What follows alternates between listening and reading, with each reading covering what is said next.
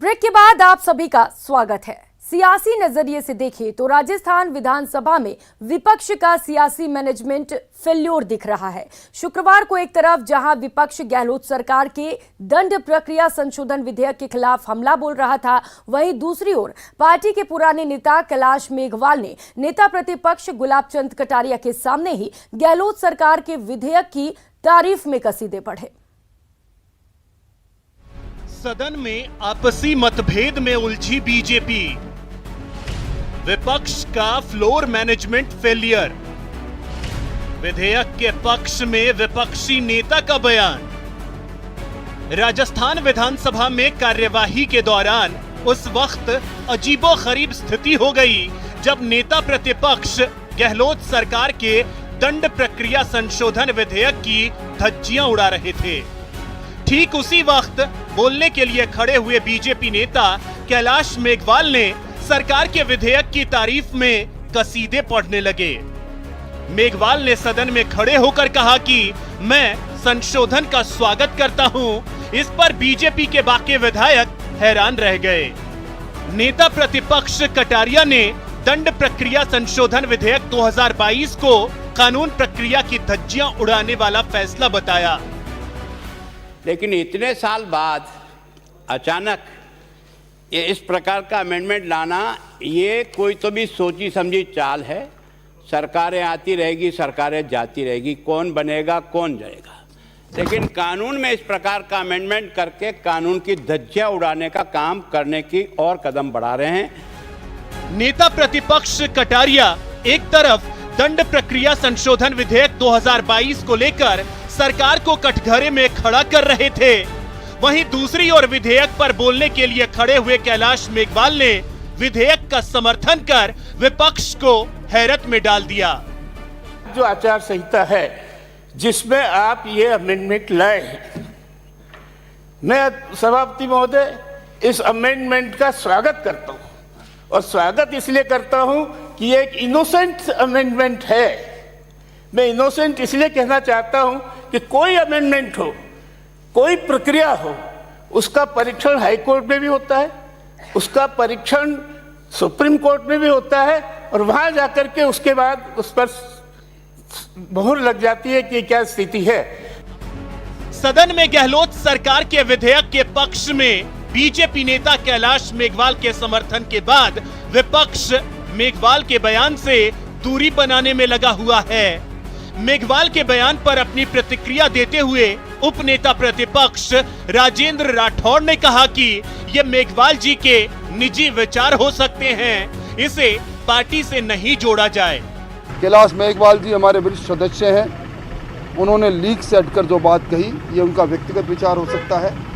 बाकी हम लोगों ने, नेता प्रतिपक्ष ने और हम सब लोगों ने उस दंड प्रक्रिया संहिता के अंदर जो आपत्तियां दर्ज की, मैं समझता हूं सरकार ने भी कई आपत्तियों के बारे में स्वीकार किया, और ये जिस प्रकार आज जो कैलाश मेघवाल जी ने अपनी बात कही, इसको भारतीय जनता पार्टी के अंदर किसी प्रकार के टकराव के रूप में नहीं देखना चाहिए। ये उनका व्यक्तिगत विचार था जो उनका एक विधायक के रूप में उनका अधिकार था। दंड प्रक्रिया संशोधन विधेयक 2022 पर कैलाश मेघवाल का संबोधन खत्म होने पर सत्ता पक्ष ने टेबल बजाकर स्वागत किया, वहीं इस दौरान विपक्षी खेमे में सन्नाटा पसरा रहा, जो विपक्ष के फ्लोर मैनेजमेंट के फेलियर होने की ओर इशारा कर रहा था। दिनेश शर्मा, न्यूज़ 18 राजस्थान, जयपुर। हाँ पक्ष जीता दंड प्रक्रिया संहिता राजस्थान संशोधन विधेयक 2022 को पारित किया गया। और रुक करेंगे अगली खबर का। भारतीय वायुसेना अपने सबसे बड़े शक्ति प्रदर्शन के लिए पूरी तरह से तैयार है, और इस फायर पावर के प्रदर्शन का गवाह बनेंगे खुद प्रधानमंत्री नरेंद्र मोदी। ऑपरेशन वायु शक्ति में भारतीय सेना के फाइटर जेट, हेलीकॉप्टर और टोही विमान हिस्सा ले रहे हैं, लेकिन इस बार सबकी नजर राफेल पर होगी। उड़ेगा राफेल, दहलेंगे दुश्मन।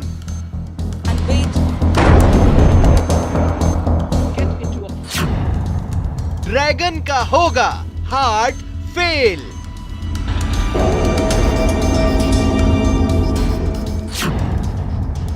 गगन वीरों की गर्जना, कांपेगा पाकिस्तान।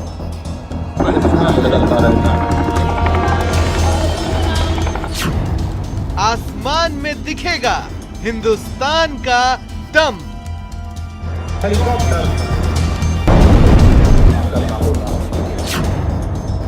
पोखरण में ऑपरेशन वायु शक्ति।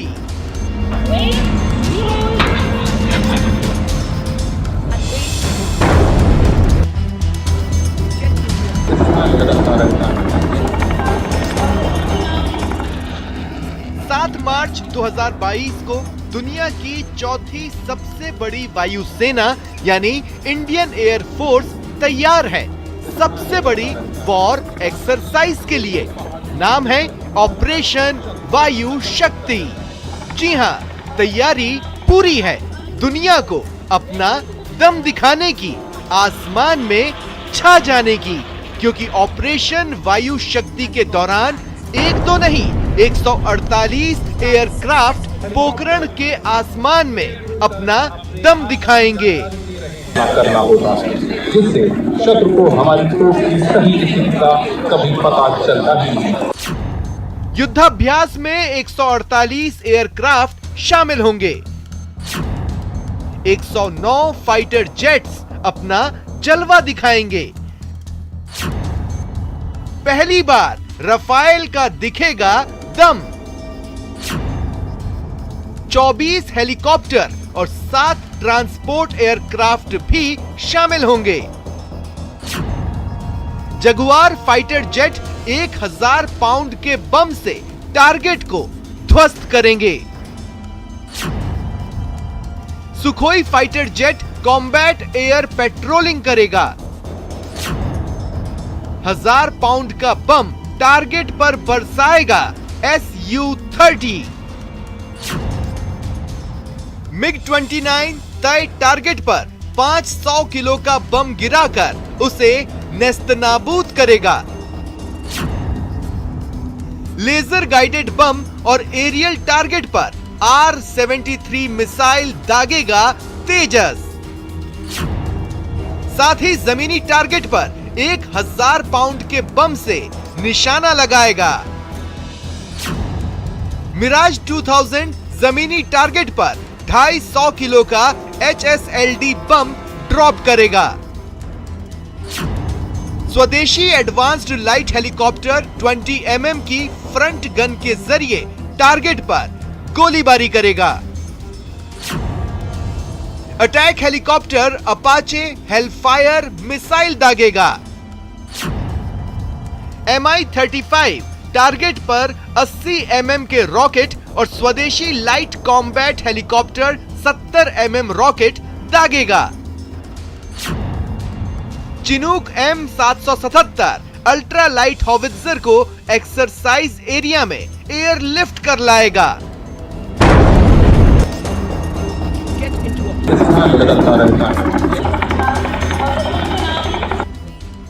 ऑपरेशन वायु शक्ति की सबसे खास बात यह है कि लाइव फायरिंग ऑपरेशन के दौरान प्रधानमंत्री नरेंद्र मोदी लड़ाकू विमानों को टारगेट बताएंगे और पायलट उन पर निशाना साधेंगे।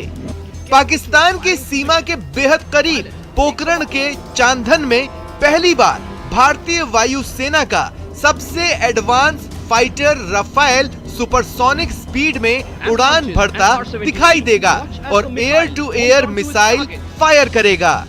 वायु शक्ति एक्सरसाइज देश की एयर पावर का प्रदर्शन ही नहीं, real time war operational training भी है।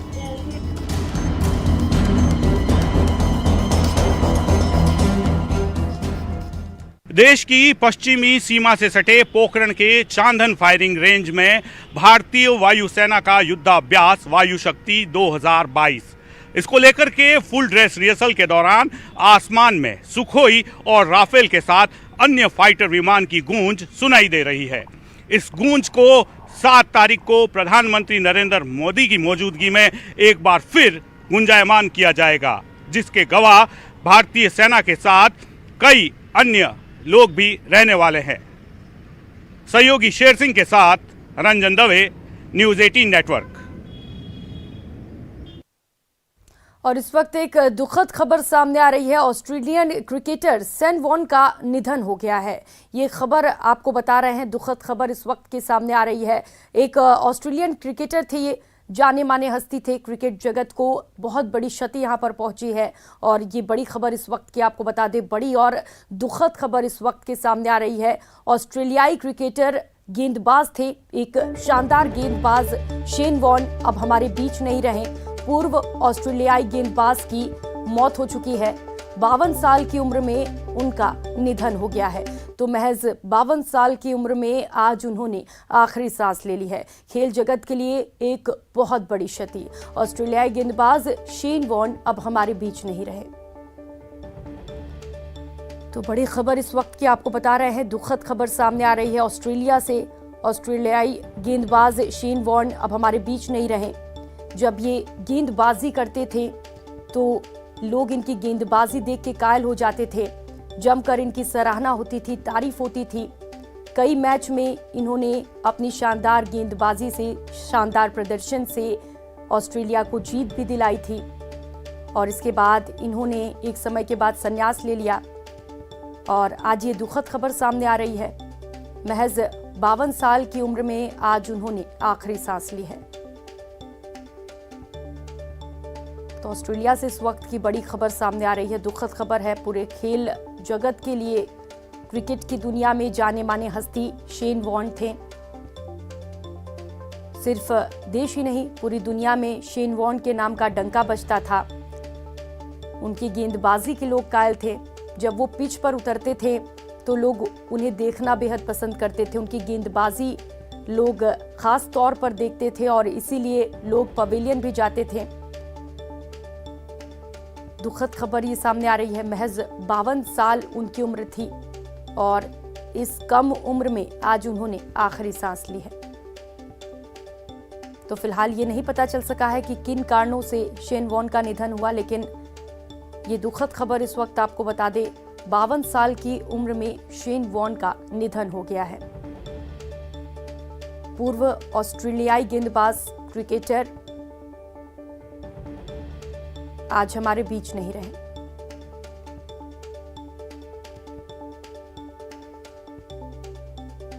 क्रिकेट जगत के लिए बहुत बड़ी क्षति है। बहुत ही बेहतरीन गेंदबाज ये माने जाते थे। और इस वक्त पूर्व क्रिकेटर पंकज सिंह हमारे साथ जुड़ चुके हैं। पंकज जी, बहुत बड़ी क्षति है ये खेल जगत के लिए, क्या कुछ कहेंगे आप? बहुत ही मेरे पास तो कुछ शब्द ही जस्ट मुझे अभी थोड़ी देर पहले ही पता लगा। बहुत ही दुखद एक तरह से घड़ी या समय कह सकते हैं, जिस तरह के न्यूज है। और उनके साथ मैंने खेला, उनकी कैप्टनशिप में भी खेला हुआ है। तो बहुत एक तरह से मतलब कह सकते हैं बहुत ज्यादा दुखद और काफी बड़ा नुकसान है क्रिकेट जगत के लिए। जितने बड़े खिलाड़ी थे, बहुत कुछ अभी जैसे वो कई टीमों के साथ जुड़े हुए थे, बहुत कुछ खिलाड़ियों को दे रहे थे, बहुत कुछ क्रिकेट को उनसे मिलने की उनसे उम्मीद थी यहाँ पे। और बहुत ही बड़ा काफी बड़ा नुकसान है और जी बहुत बिल्कुल पंकज जी, अपूर्णीय क्षति है ये खेल जगत के लिए भी। लेकिन क्या आपको इसे लेकर कोई जानकारी है कि ये हुआ कैसे, क्योंकि महज 52 साल के थे वो? नहीं, देखिए, मुझे जो अभी जस्ट थोड़ी देर पहले ही पता लगा, जो न्यूज से सुना है मैंने कि उनको हार्ट अटैक आया है। और इतनी कम उम्र में देखिए, एक तो बस यही कह सकते हैं कि बहुत ही दुखद न्यूज है। क्यों हुआ, कैसे हुआ, ये कहना बड़ा मुश्किल है।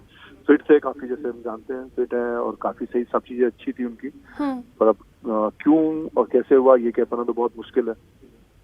पंकज जी, क्योंकि आप उनके दोस्त भी हैं और उनके साथ कई बार क्रिकेट भी खेल चुके हैं, तो क्या इसे लेकर कोई जानकारी है आपके पास कि वो बीमार चल रहे थे? नहीं, मेरे पास ऐसा कोई जानकारी नहीं। उनके साथ जरूर मैंने क्रिकेट खेली, उनकी कैप्टनशिप में। राजस्थान रॉयल्स में बहुत बढ़िया इंसान थे क्रिकेट के लिए, जैसे आप भी कह रहे हैं, हम भी जानते हैं। बहुत बड़ा नुकसान है क्रिकेट का नॉलेज का, और जिस तरह के खिलाड़ी थे उनको कहना बस ये कह सकते हैं खाली भगवान उनकी आत्मा को शांति दे। और अभी नुकसान तो बहुत बड़ा है, काफी दुख की घड़ी है क्रिकेट की जगत के लिए। जी बिल्कुल, दुख की घड़ी है, नुकसान हुआ है। और आपने बताया कि बहुत शानदार प्रदर्शन रहता था इनका जब भी ये पिच पर उतरते थे। तो आप ज़रा ये बताइए कि क्या कुछ खासियत थी इनकी, जिनकी वजह से जो दर्शक थे वो अक्सर पवेलियन इन्हीं को देखने के लिए खास तौर पर पहुंचते थे? इनकी गेंदबाजी में क्या कुछ खासियत थी? देखिए, ये तो उनको उनके विषय में बताना एक तरह से बहुत मैं तो बहुत छोटा हूँ, क्योंकि पूरी दुनिया जानती है शेन वॉर्न का नाम और उनका खेल, उनकी स्पिन, और वो खेल ग्राउंड पे ही नहीं, ग्राउंड के बाहर भी एक शानदार इंसान थे, जिंदा इंसान थे। पूरी दुनिया उनको जानती इस चीज के लिए, और दुनिया के सबसे बड़े स्पिनर थे वो, उनसे बड़ा कोई भी स्पिनर नहीं रहा। तो उनका खेल तो कहने के कह सकते हैं कि भाई, कह सकते हैं स्पिनर के जादूगर कहलाते थे वो। और जिस तरह के वो खिलाड़ी ग्राउंड पे थे, जिस तरह एग्रेसिव थे, उतने ही बढ़िया इंसान वो ग्राउंड के बाहर थे, लोगों से अच्छा उनका रिलेशन था। तो बहुत ही बढ़िया इंसान जी थे बिल्कुल पंकज जी, जादूगर थे क्रिकेट जगत में और उतनी ही बेहतरीन हस्ती भी थे। बहुत शुक्रिया आपका न्यूज़ 18 राजस्थान के साथ जुड़ने के लिए।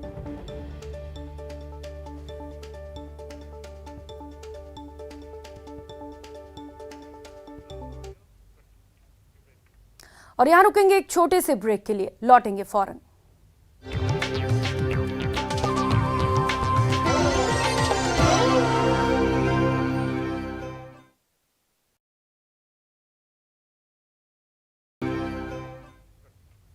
ब्रेक के बाद आप सभी का स्वागत है। खबरों में आगे बढ़ेंगे। रिलायंस जियो राजस्थान की नेटवर्क और कंस्ट्रक्शन टीम ने आज जयपुर मुख्यालय में राष्ट्रीय सुरक्षा सप्ताह का शुभारंभ किया। उद्घाटन समारोह के अवसर पर CMM, deputy CMM, sales head की उपस्थिति में सभी आगंतुकों और तकनीकी कर्मचारियों को सुरक्षा की शपथ दिलाई गई। ध्वजारोहण और नुक्कड़ नाटक का मंचन हुआ। साथ ही सभी को सेफ्टी बेजेस वितरित किए गए। जयपुर हेडक्वार्टर के साथ ही राजस्थान के सभी मेंटेनेंस पॉइंट्स और जियो सेंटर पॉइंट पर विभिन्न गतिविधियां जैसे रोड शो, सेफ्टी पोस्टर और बैनर प्रदर्शनी, पेंटिंग और स्लोगन प्रतियोगिता, फायर मॉक ड्रिल का आयोजन किया गया। सभी कर्मचारियों को electrical safety, fire safety, road safety और ऊंचाई पर काम करते समय रखने वाली सावधानियों के बारे में बताया गया। फील्ड में जो लोग काम कर रहे हैं, और नॉट ओनली जयपुर, हमारे जो अक्रॉस राजस्थान 15 मेंटेनेंस पॉइंट है जहाँ पे हमारे एम्प्लॉई वर्क करते हैं। और फील्ड में नॉर्मली ज़्यादा जो है ट्रैवलिंग ज़्यादा होती है, तो अनसेफ जो कंडीशंस पे जो काम करते हैं और हाइट पे काम करना पड़ता है या रोड पे ट्रैवल करना पड़ता है, तो मेनली हमारा एजेंडा है कि एक तो हमारा जो रीच है वो मैक्सिमम जो लोगों तक पहुँचे, और जितने भी सुरक्षा के जो नियम हैं उनका पालन करें। इस बुलेटिन में फिलहाल इतना ही। मुझे दीजिए इजाजत। नमस्कार।